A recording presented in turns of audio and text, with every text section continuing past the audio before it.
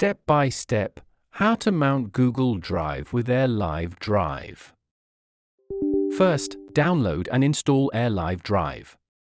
Head to the official website, grab the Windows installer, and follow the setup instructions.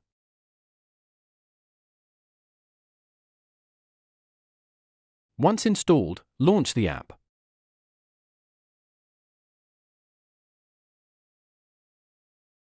Click on Add Cloud Disk to begin linking your cloud account.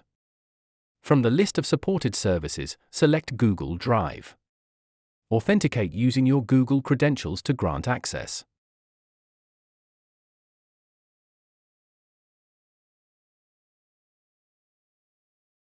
Now, assign a drive letter, like D, and configure your preferences.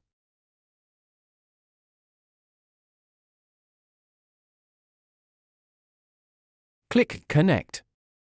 That's it. Google Drive will now appear in your File Explorer as a new drive. You can browse, open, and manage files just like any local folder.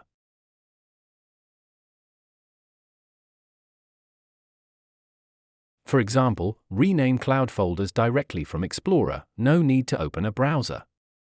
Simple, fast, and efficient.